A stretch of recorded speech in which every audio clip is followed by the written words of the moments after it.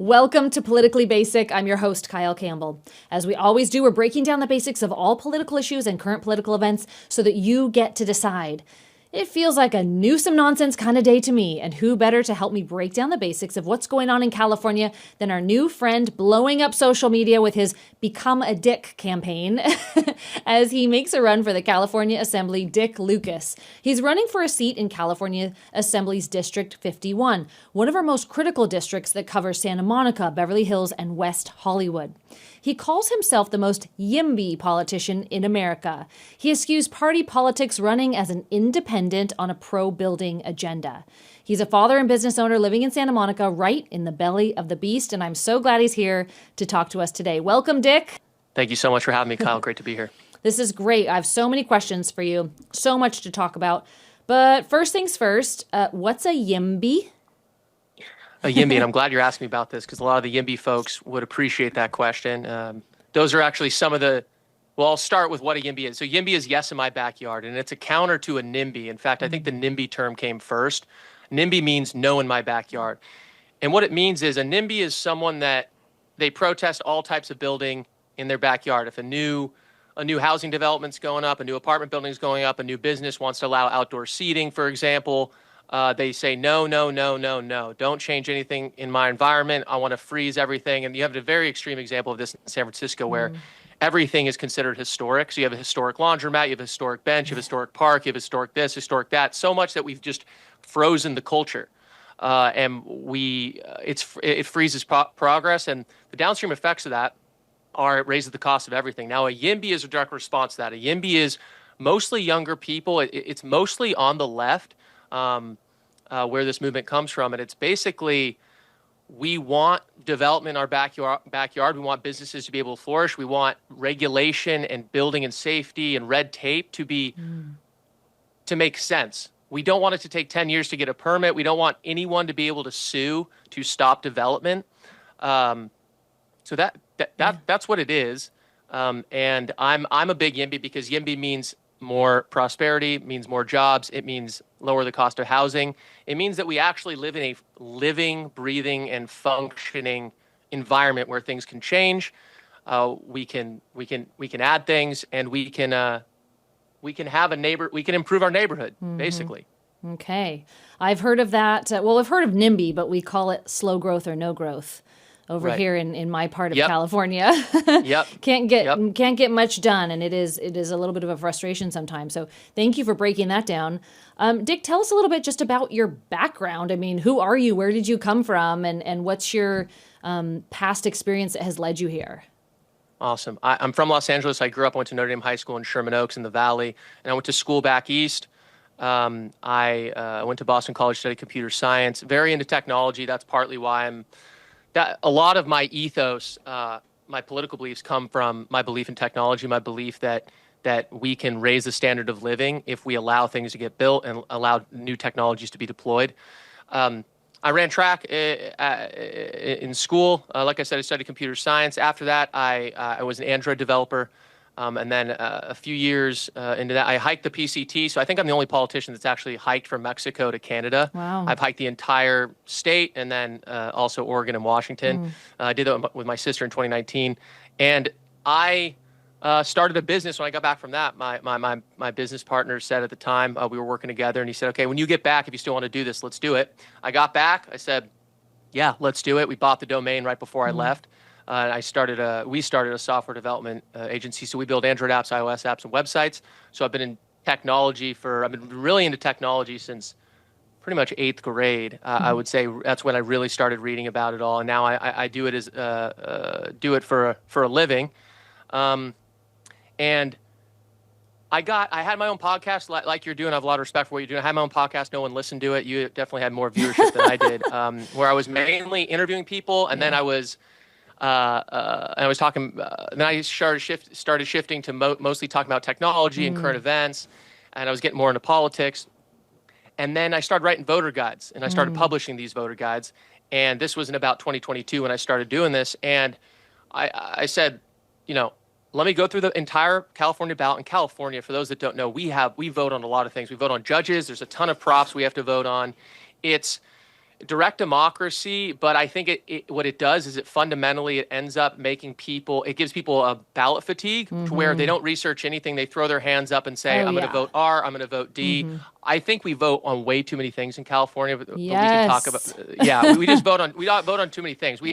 It's funny because people say we have a democracy, and we do, but what we really have is a constitutional republic. We elect leaders to lead on our behalf. That's how the system works.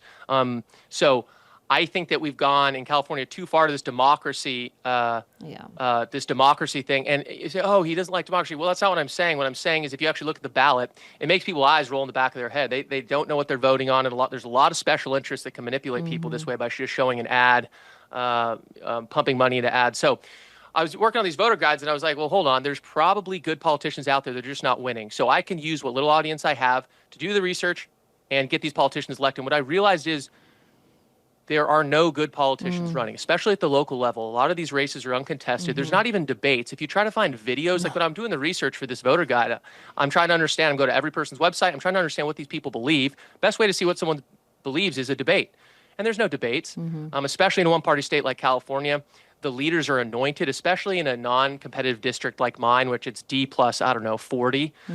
It's whatever Democrat that the Democratic Party wants to win will just win. So I said the voter guides aren't enough. I got to throw my hat into the ring. And what really pushed me over the edge was the fires in Palisades, which is not in my district, but it neighbors it, and it has effect on the people in my community, of course. And I realized that our own people at the state level, our own, Karen Bass, our own city officials, you couldn't even have a conversation. You couldn't even, when I was talking to my friends in group chats and stuff, people weren't even open to have a conversation about what the government could have done better. And I said, I'm tired of trying to convince people. I'm tired of trying to, I have this thing in my head where it's like, I think it's easier to convince 1 million people than one.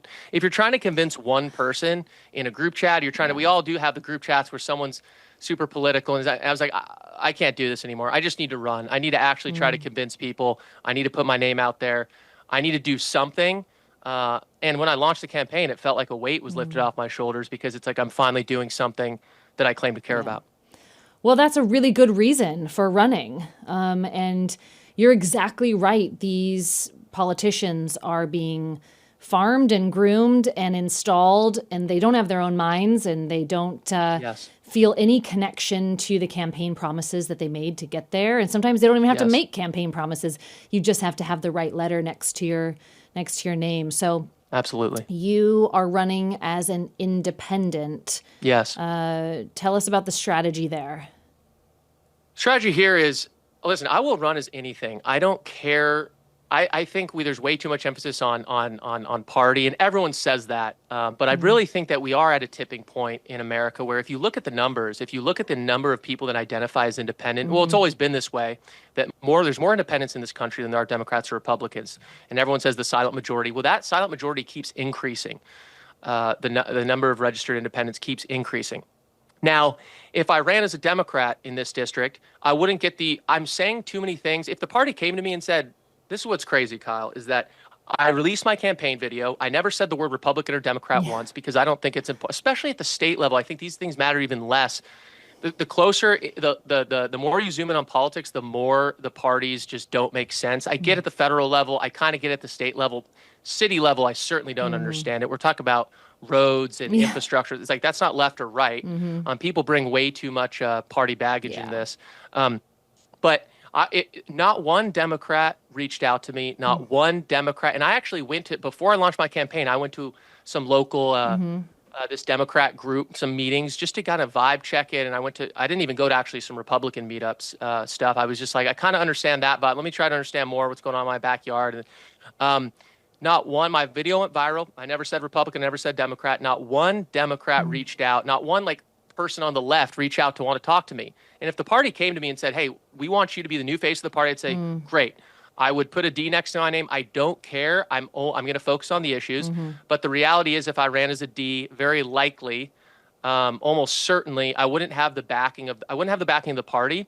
So I would basically just get ignored. And then anyone that wants something different, they would vote for the independent or they would vote for the Republican. And the problem is that these are low information elections. Like people don't even know. I'm running for office, what I'm really doing is I'm trying to teach civics to people. People don't even know who their state assembly person is. People don't know who their state senator is. If the only thing that comes out of my campaign is that more people understand what a state assembly person is, in California, just for your listeners, this is true of basically it's true of every state. You have 80, well, not every state has the same number, but in California, we have 80 assembly members and 40 state senators. And it's like a mini House of Representatives and a mini Senate, just like at the federal level. Each one has a district. Of course, federal senators don't have districts. There's just two, and they represent the whole state. But at the state level, they have districts. I don't know if every state actually has districts, but every state, look up who your leaders are. Look up, at the very least, who's in your city council. You don't need to know everyone in your city council, but who represents your district.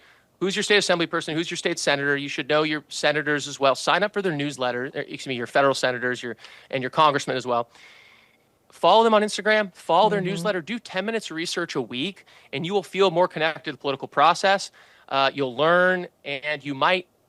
The other thing, I want to encourage other people to run. I think you should run, Kyle, frankly. I think more people should run. There's 500,000 elected offices in the United States of America. These are most of them are run by the most, like the worst performing people. They couldn't hack it in the real world. So they're just like going to go run for office. And the worst people in our country are controlling us. And a lot of these, especially at the local level, these people haven't done anything. These people are not accomplished. They win because they have the backing of the party, not because they're earning votes. Because people go to the ballot. They don't know who it is, but they're just going to vote with the D or the R. Well, I agree with you there. And I do think for people who might not be ready to jump in to run for something like assembly or at that level, start small. Go to your school board. I mean, we need good people running at that level, and get your toes wet and see what you think about it. And yeah, like you say, learn the process and work your way up. It makes a huge difference. It might not seem like it does, but it really, really does. So let's talk about your campaign. Now you're running, as I said, in the 51st district. That is West Hollywood, Santa Monica, Beverly Hills. Lot going on there with a lot of different issues that affect, even though it's a little bit more affluent area, lot of issues that are California wide there. Now you have a part of your website that encourages people to become a dick. Yes. Can you explain that, please? What exactly does that mean? Well, functionally, that's an email sign-up newsletter, and so you click that, you get it, you can sign up. But here's the strategy there. Now, obviously, my name's Dick Lucas. I go by Dick Lucas.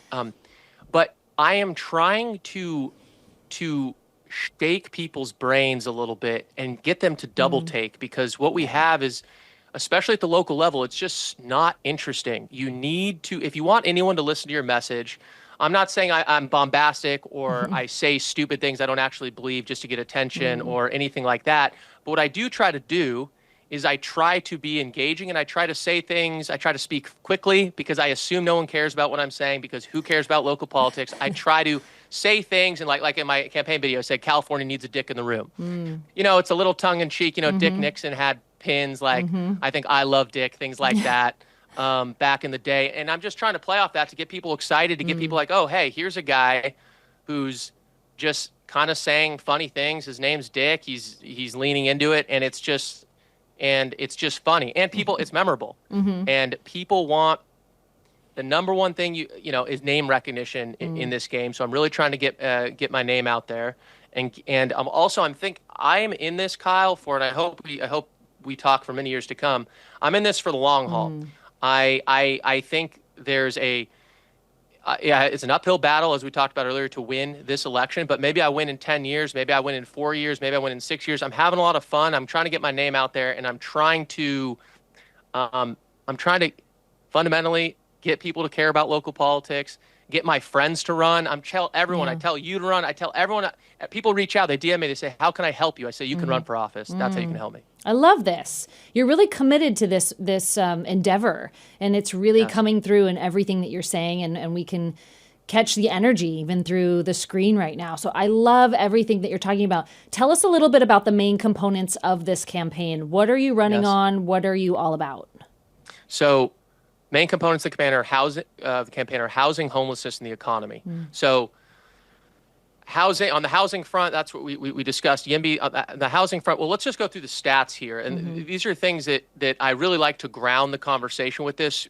And I have a lot of these on my website where I just try to speak only in facts. I don't try to say things that are meant to mislead or meant to I obviously don't want to lie, and I will happily admit if I'm wrong, but.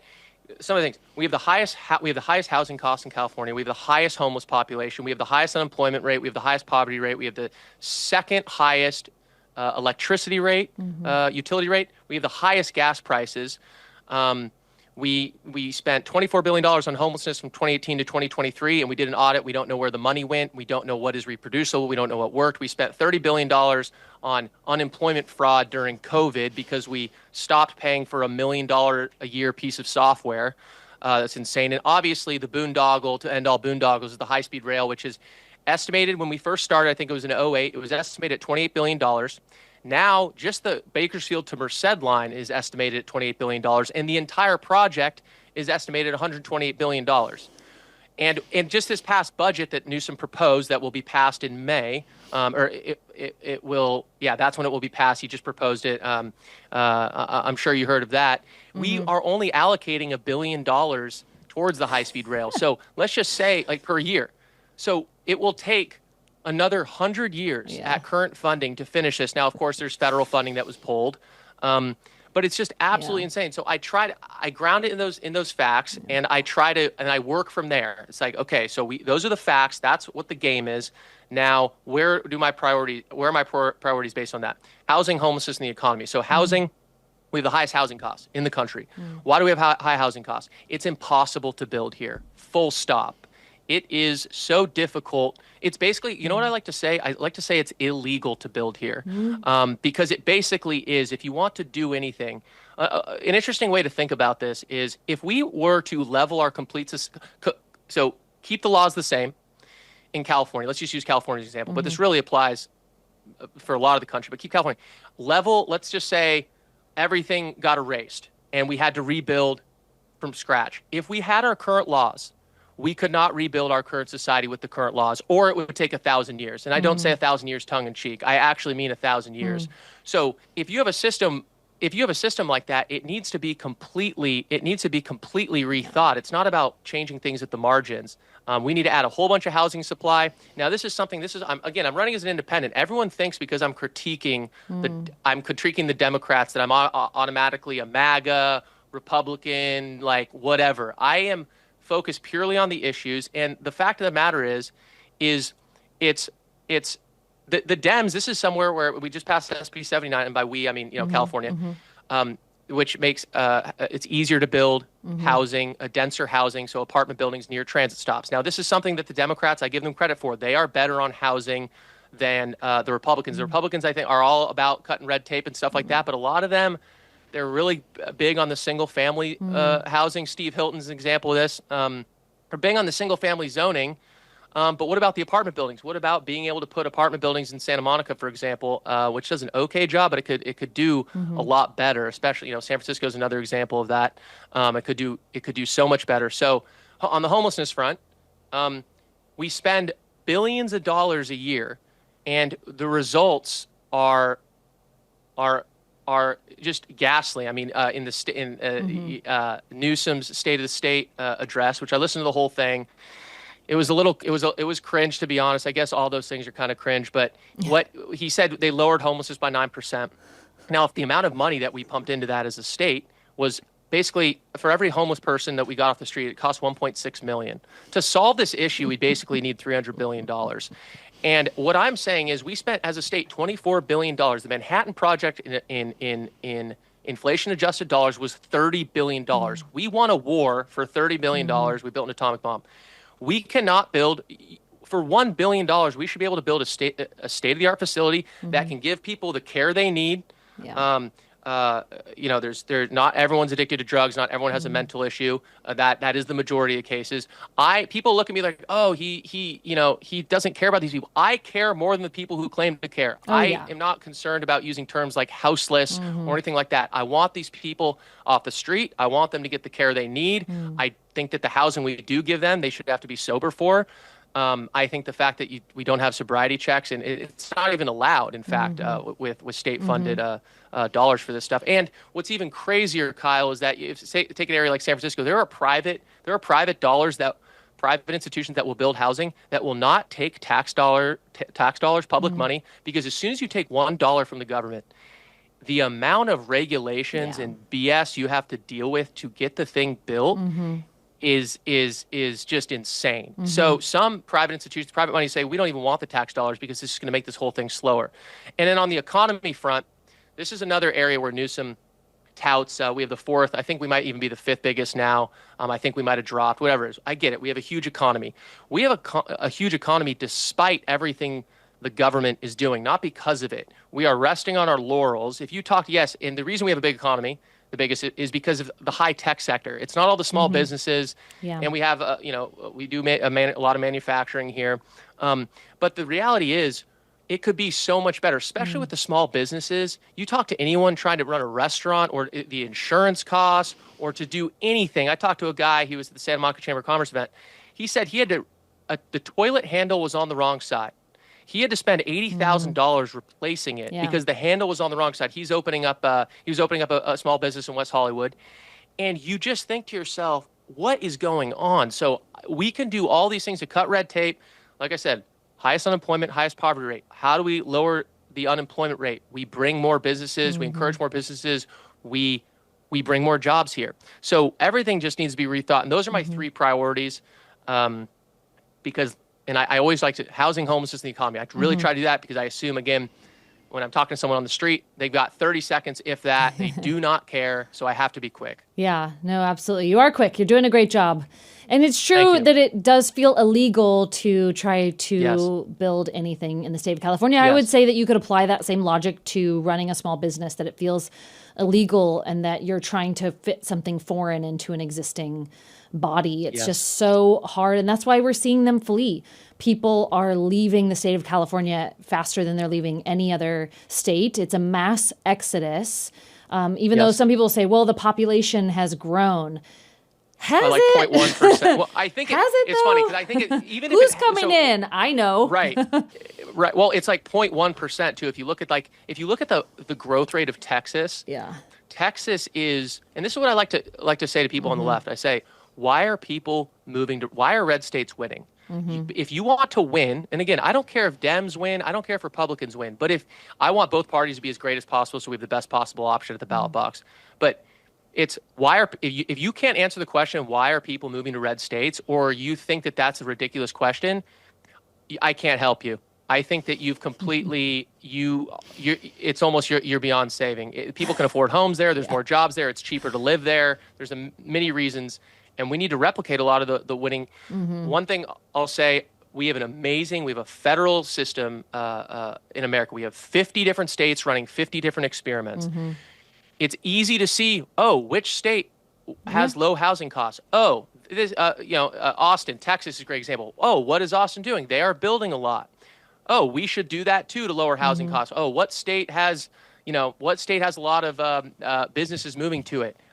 Let's look at their regulations. Okay, we should do that here. It's the easiest problem in the world because we have states' rights and we have 50 different experiments, and it's an amazing thing. So the policy stuff, the reason I think our politicians are often, I feel like they do the thing that is not common sense. They do the dumbest thing possible, is not because they're dumb. It's because special interests. It's because they're not beholden to just doing the thing that works. They accept a lot of money from different interest groups, especially we can talk about the unions in California. They accept money from all across the aisle, and they have to, they're beholden to those people, so they can't just do the thing that makes sense. And I'm trying to, I'm not even raising money right now. I'm spending under the $2,000 cap. I am trying to do this whole thing differently. I'm just saying, what if we just had someone that just looked at the issues and said, let's just do the best thing and then advocate for the best thing. That's what I'm trying to do. I love it. Do you think that unions should be allowed to make political donations? Well, I think, and I've advocated for this, I think that public sector unions should be illegal. So I think that if they're illegal, then they wouldn't exist in California. And by the way, other states have this rule too. You're not allowed to union.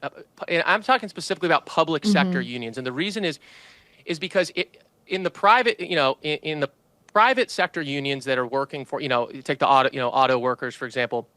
At least there is a board of directors. There's a group of shareholders on the board that are negotiating with the union. So there's at least a give and take. I understand that, I understand the labor rights movement. I understand that people need to be able to go, take a piss, have a break. I understand all these things. I don't want to get rid of them. But if you have a public sector union, what you have is you got to ask yourself who's negotiating on behalf of the taxpayer. California is the highest paid workers in the country. And who is negotiating on your behalf? Well, the politicians are. Okay. Who is funding the politicians? The unions. So we don't have someone in Sacramento who's actually going to the negotiating table and saying, hey, maybe you shouldn't get all these benefits, or maybe your salary shouldn't increase 10%. Maybe it should only increase 3%. Or maybe you shouldn't be able to hire more workers while the private sector has been taking a bath the last 10 years. And in California, the number of public sector workers has gone up like 20% in the time that private sector workers has gone up like 0%. So it's just common sense. I feel like I'm saying like extreme things. And I'll say one more thing on this is the YIMBY movement. I say it's mostly on the left, but to try to convince people on the right too is this notion of zoning laws, which is the thing that makes it illegal to build an apartment building anywhere. I believe in property rights. So yes, I'm a YIMBY, and yes, I'm all for whatever. If the Democrats have a good idea, I'm down to champion it. But I believe in property rights. So if you have property, you should be able to do what you want with that property. So people on the right who there's plenty of them that are like, oh, I don't want an apartment building in my neighborhood, or I don't want more housing here. I don't want this. I don't want that. To the people on the right, I say this: I thought you believed in property rights. Now these zoning laws are 100 years old. It's not like it's not like the founding fathers said, okay, here's America, here's the Bill of Rights, and we will also have zoning laws. The zoning laws came like 150 years after the founding of the country, is when things started to ossify. So this whole thing, it's kind of relatively new that you can have some people in it. If you told George Washington that you had to reinstall a toilet because some bureaucrats told you to, he would start another war. And I'm not calling for civil war. Let me just be clear about that. I'm just saying, like, this is crazy. It's just crazy. What happened to freedom? What happened to America? What happened to being able to do what you want with your property? Now, within reason, do I think you should be able to build an airport right outside my, well, I don't know. Maybe you should. Maybe. I don't know. But my point, maybe exactly. Like, people with a lot of land and a lot of space have airstrips in on their properties. So exactly. I'm just like, yes, exactly. So that's where I try to come at, because anytime I talk about an issue, I like to try to convince the left. I'd like to try to convince the right. Like, how can I tailor an argument to win both sides? Yeah, we live in a state that has gotten so overregulated you can't really do anything, and combine that, with leadership that has misappropriated, misspent, misused billions in funding. We're in a really bad position. It does not feel like we have the same freedoms to operate and freedoms to exist that others in other states do. Property taxes are such an issue here. They've been trying to get at Prop 13, which is the ceiling on property tax forever. They've tried every different way. They tried to pass Prop 5 so that would lower the majority of the vote and then come at it again. I don't really see that that's realistically ever going to go anywhere, but you can see the attempts and the fervor with which they're trying to get at additional taxes. They're taxing people as they leave the state. They're taxing people from it goes on and on and on. We're just beyond overtaxed. And now there is a billionaire wealth tax on the table. Yes.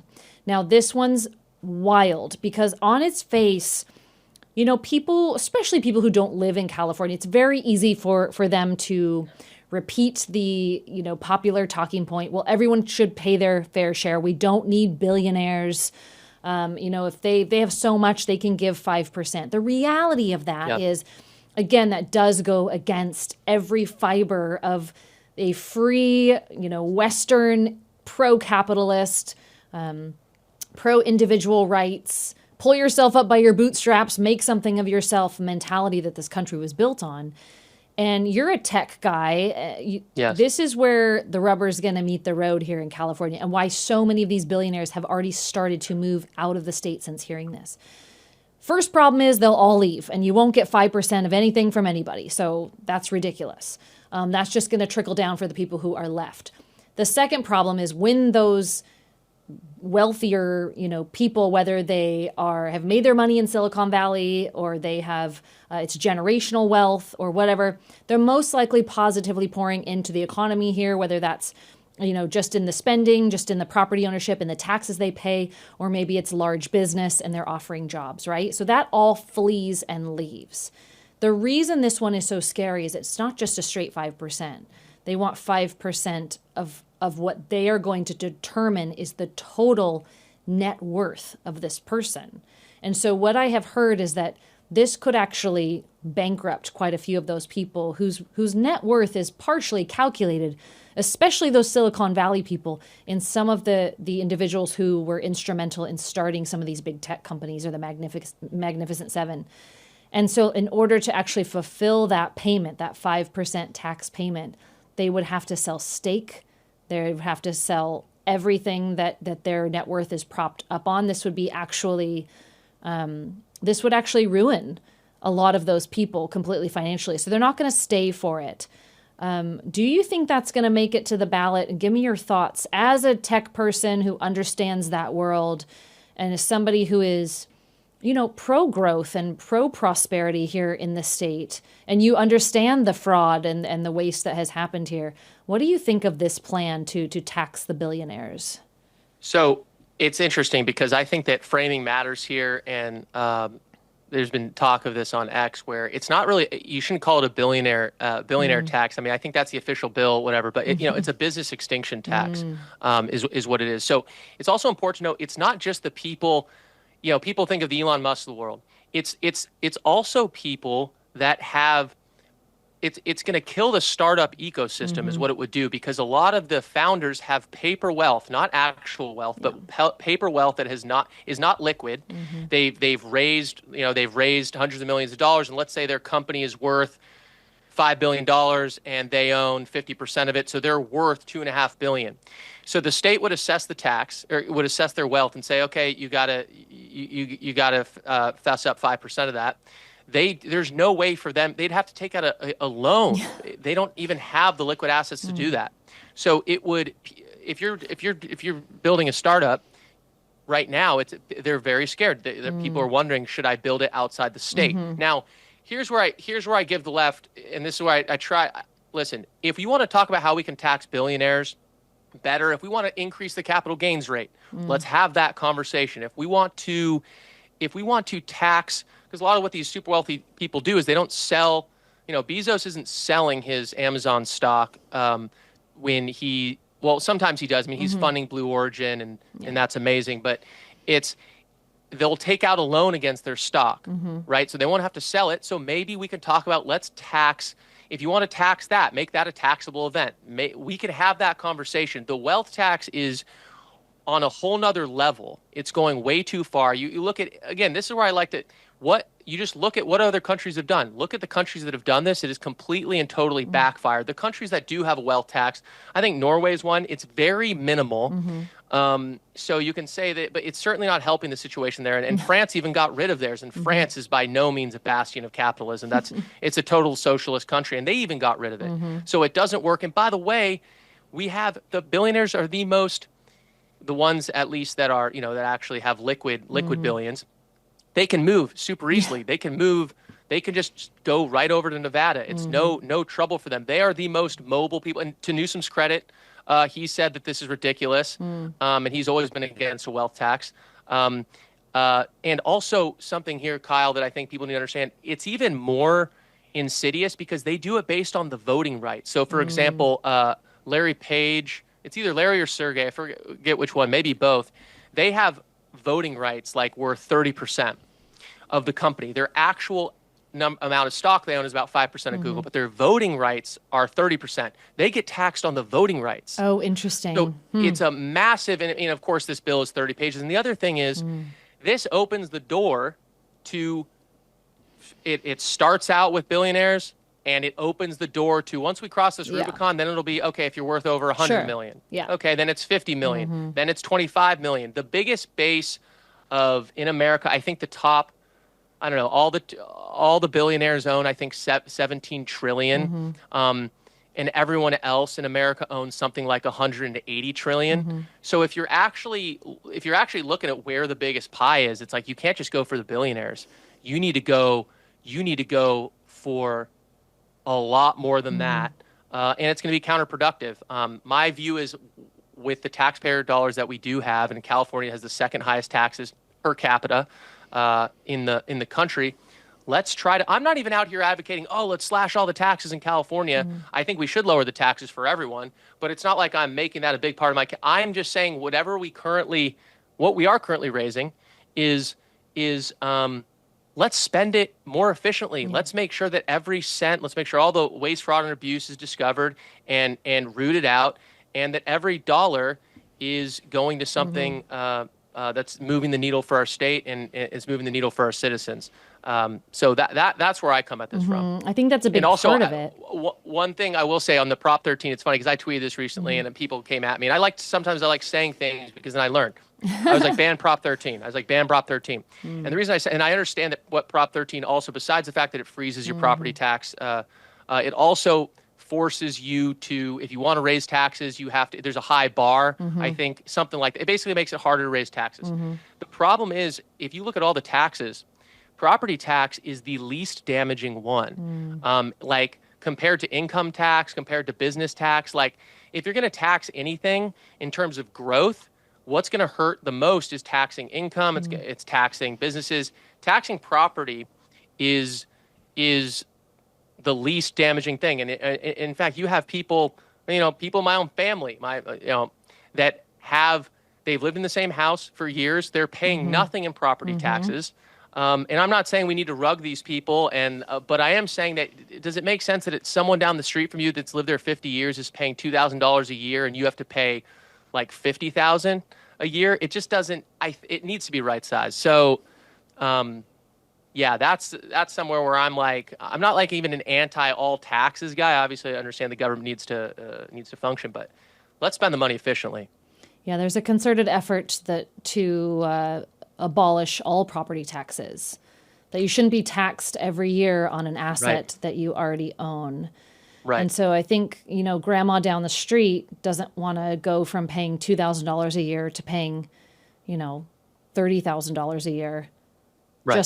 Just to be penalized because she's held her home for a long time. So it's a tricky situation, but I think it's just one more thing that piles on people's plates when it comes tax time. And it's also fluid, right? You are assessed the value of your home. And if the state believes or your county believes that your property is worth more one year, it tends to find that every year that the value goes up. You just incrementally keep paying more. So I think that is something that is should be addressed, but certainly adds to the pile. But I appreciate your take on this billionaire's tax, or whatever we're calling, business killer. Exactly. Right? The business killing tax. Yeah, wealth extraction. It's I can't imagine it making it to the ballot, but stranger things. So you asked me my question. So I look at Polymarket a lot. I look at Call Sheet, the prediction markets, and right now it's 50%. Not that it just makes it to the ballot, but that it actually passes. Interesting. And there's not a whole lot of volume. I saw that too. On that. Yeah. Yeah. So it's 50% that it passes. Now, it passing and it being implemented. I mean, there's solid arguments that this just isn't constitutional. So it might not even, it passing and it being implemented are two totally different things. But also, why take the risk? If you're starting a company here, this is just sending shivers down the spine of potential business creators and existing ones, and people have already left. Yeah, people have already left. Like you've seen, and these are just the ones we know about. You've seen wealth managers, New York Times interviewing these people. It's not like the New York Times is trying to make trying to defend. Billionaires, but they're saying they've talked to wealth managers, and many wealth managers, they say, oh, I've talked to several people. I mean, Peter Thiel set up an office, Sachs, some others, and I think it was Larry Page or Sergey Brin moved out. We already are losing. Just the fact that this was proposed is already costing California money. Yeah, it's so true. Of course, nobody's going to stick around for it, and you're absolutely right. They have the means and the ability to do it. Let me ask you, you're running as an independent, Yeah. And unfortunately, it does seem like partisan politics have trickled down all the way to the local level. There's been this kind of leftist strategy to sort of tank any Republican or independent or essentially any candidate that does not have a D next to their name by connecting them and tying them to Trump. Do you think that with Governor Newsom in place, Governor Gavin Newsom in place, who has had so many losses, so many scandals, so much fraud, so much waste, so much corruption, and we're just cracking that open, is there a similar strategy that can be utilized by linking Democrat candidates to him? Or do you think that independents and Republicans don't like to play that way? I don't think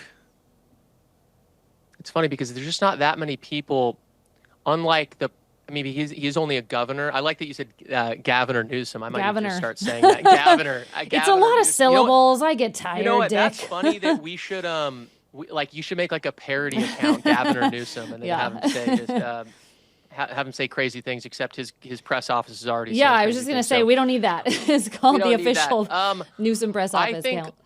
There's not that, I don't know about people being linked to, I don't know, because there's not that many, because he's only a guy, whereas, the president, people being linked to Trump, Trump endorsing people endorsing Trump, it's like a completely different, it's asymmetric. And also, I'm not I'm not out here, and this is where I try to be, I'm not out here, I try not to, whether it's Trump or Newsom, I try to never be a hater of a politician. Like, I will never say, oh, I hate, sometimes I've slipped up, but I never like to say, oh, I hate Newsom, or I think I like to talk about specific issues, whether it's Trump, whether it's Newsom, whoever it is, because as soon as you talk about the person as a whole, it's really hard to have a conversation because people go with their gut instead of, okay, well, especially with Trump, it's like, okay, well, which policies are we talking about? I can agree. I agree with you on that. I don't like that policy, but this policy, we can have a conversation on that. So I'm not a huge Newsom hater. I think he's been on check on he's vetoed some things that I think are, are good. He's also vetoed some things that I think that I got to give credit to the Democrats. They've put 2 bills on his desk to bring more transparency to homelessness spending, and he vetoed that. And that to me is crazy. So I hope that, I think that Newsom, I will say this, I think Newsom versus whoever it is in 2028, Newsom versus Vance, Rubio, whoever it is, I think that will be a lot better. Those 2 options will be better than what we had last time. So I hope that I'm especially in California, and he is my governor. He's the governor. He's the leader of the Democratic Party in a one-party state of California. So you'll look at my posts and you look at my videos. I'm coming at him a lot. People misconstrue that for me just saying I'm just hating on the left. I'm hating on Democrats. I'm just hating on. No, I'm not hating on Gavin. I'm hating on the governor of California. I'm hating on the people in charge. If it was a Republican in charge that was doing stupid things, I would be coming at them. This is the reality of being in a in a politically non-competitive state. Yeah, no, that's absolute truth. And, there is a lot to come at him over because they're cranking out a lot of policy and legislation and ignorance over here and, failure to sort things out over there. And so there's plenty to talk about. In that thread and that spirit, Dick, let's talk about some positives of Gavin Newsom. What do you think is his greatest accomplishment, best contribution to the state of California in these last 5-6 years? I appreciate you asking that question. I should have a ready-to-go answer on this. Well, I'm curious. I have asked some people who can't offer much of anything. But I'm genuinely curious because the reason I ask it is because, of course, I don't want to seem completely one-sided here. He offers so much that we find to be offensive, not what we want to see, not representative of the people of California, what's best for the state. We see the numbers just going in the wrong direction, whether that's up in the wrong direction, like gas prices or cost of living are down in the wrong direction. Like our education scores are just abysmal. These kids can't read, they can't do math, and we're having to adjust college level courses downward to meet where they're at, and that lack of understanding in our educational system. So I don't mean to be completely one-sided, but I have thought this through myself, and I have a difficult time coming up with an answer to how he has benefited the state. And so you seem to be wanting and desiring to have a more balanced view here. And so I think it's a fair question. What do you think? Right. So the biggest thing that comes to mind is I think he's been a check on the extreme parts of the Democratic Party. I think a lot of this is, I'm trying to think of specific policies that he's like pushed through that I'm like, okay, this was great. Because generally my thesis is I think government needs to get out of the way. The natural state of humans is to flourish. So if you set up the chessboard fairly and you make it easy for people to do their thing, the flourishing will happen. The economy will grow, tax revenue will increase. You need to get out of the way. So it's, I think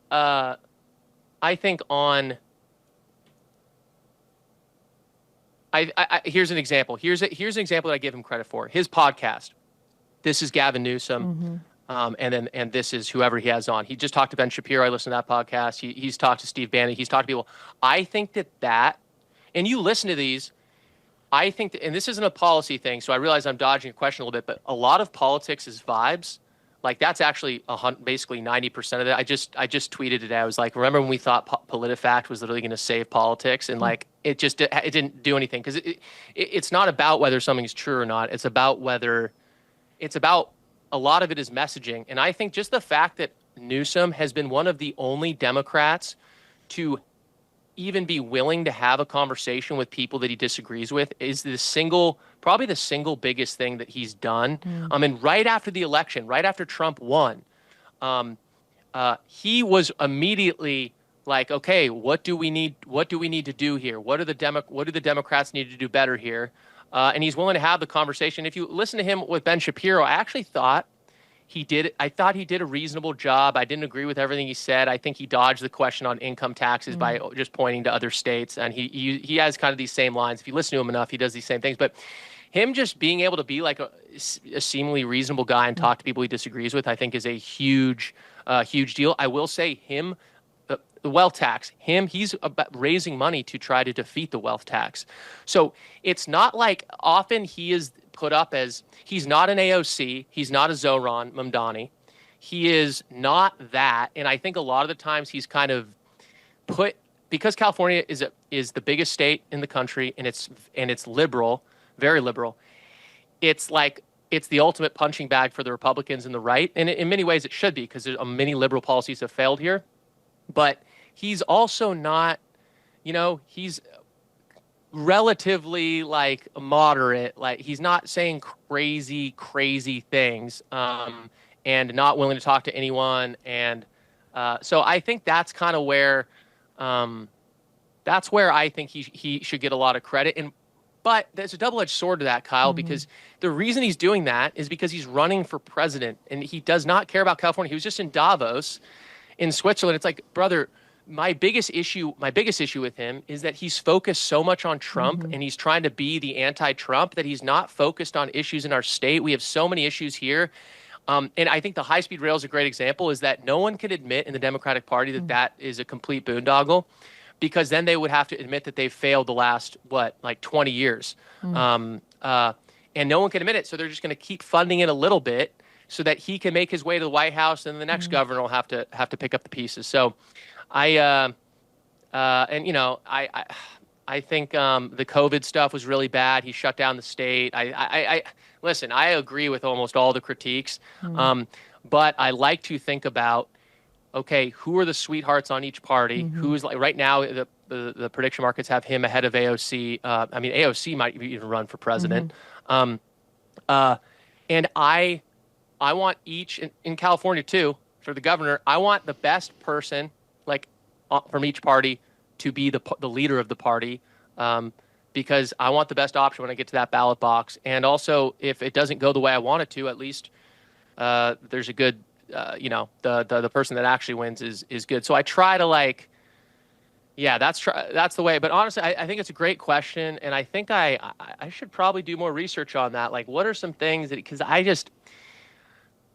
the biggest issue, I mean, the budget has gone up like, I don't know, since 2019, I don't know, it's gone up like $100 billion in 7 years or something. And it's like, I don't know where the money is going. The numbers have been hard to reconcile. It's really crazy. hard to reconcile. I think I agree. I will give you so much credit, Dick, for being very diplomatic there and working really hard to find something positive. Right. You did a great job, and I think it's worth thinking about further. But, if Gavin Newsom is running for president, and we're pretty darn sure that he is going to have to match those words, the words he's saying on the podcasts, to his record and to his actions. And right now they are very, very far apart from each other. And that's what builds credibility. We've been gaslit to a point of just not knowing down from up. And he's going to have to clarify his message and not wiggle out of some of these questions as much as he has in the past. So he's got his work cut out for him. The left will certainly forgive him a lot. The rest of these independent voters, this huge voting bloc who isn't sure which direction they want to go, they want to know that he is not going to do to the nation what he's done to California. And the bad far outweighs the good, very unfortunately for us. But I'm glad to hear you and your balanced viewpoint. I appreciate that you care about your community so much, and you're doing the right thing. You're exercising your civic responsibility to take those thoughts and opinions and roll them into a campaign that if more people want to know about, we didn't get to today, your 5-point plan, but it's dicklucas.com for anybody who wants to go become a dick and join Dick and hear what he's about, because it sounds like you are very, very passionate and really plugged in there in Southern California. And I'm glad to know you. I'm really glad that you came on the show today. We'll definitely want to follow up with you in the future and see how it's going. Totally. But thank you so much for the time today and coming on the show. Awesome, Kyle. Thank you so much for having me. And everyone, run for office. Look up who your state assembly person is. Look up your state senator. Look up your city councilman. Look up your mayor. Subscribe to the newsletter. Follow them on social media. Get involved. Even 10 minutes a week will be huge. Thank you, Kyle. Thank you for having me. I love it. Really Great message to end on. Thank you, sir. Thank you. Thank you all for joining us. On this episode of Politically Basic, we are committed to breaking down the basics so you get to decide. Be sure to check us out at politicallybasic.com and follow us at Politically Basic so you don't miss an episode. And we'll see you next time.